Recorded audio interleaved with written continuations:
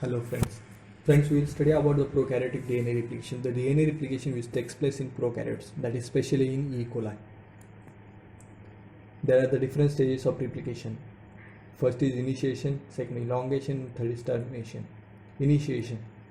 The replication starts at a particular point. That point is known as origin of replication, that is known as ORIC region. At the origin there are two specific base sequence region. First is 9-mer which have 4 repeats and another is 13-mer which has 3 repeats. 13-mer are adenine thymine base pair rich regions. This is the site where the origin of replication takes place. There are the different proteins and enzymes which performs different roles and functions. DNA protein. DNA protein recognizes the ORIC region. It opens the duplicates at a specific site in origin.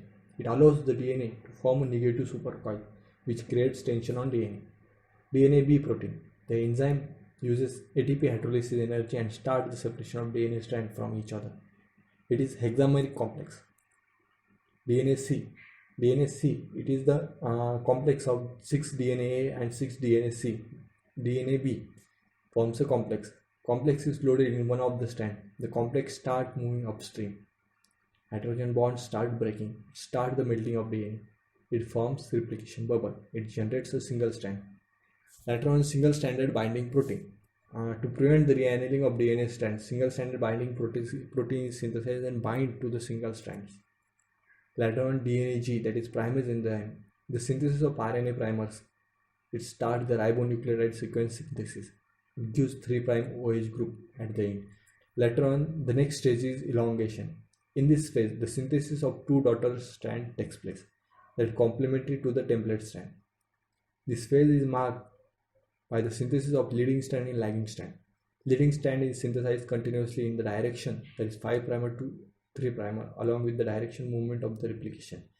Lagging strand synthesis occurs discontinuously by the formation of loop in short segment called as Okazaki fragment. Lagging strand is looped so that the DNA synthesis proceeds steadily on the both leading and lagging strand template at the same time. The clamp loading complex of DNA polymerase third loads a beta sliding clamp to the primer. The primer is extended to the DNA polymerase third, which completes the synthesis of Okazaki fragment. When the synthesis of an Okazaki fragment has been completed, replication halts and core subunit of DNA polymerase third dissociate from the sliding clamp and associate with the new clamp.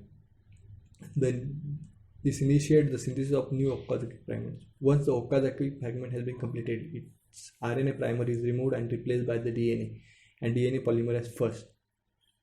And the remaining nick is sealed by the DNA ligase. DNA ligase catalyzes the formation of phosphodiester bond. Now in detail, DNA polymerase, it performs the function of synthesis of DNA strand in the direction that is 5' to 3'. And it performs the addition of primers in same direction to the leading and lagging strand.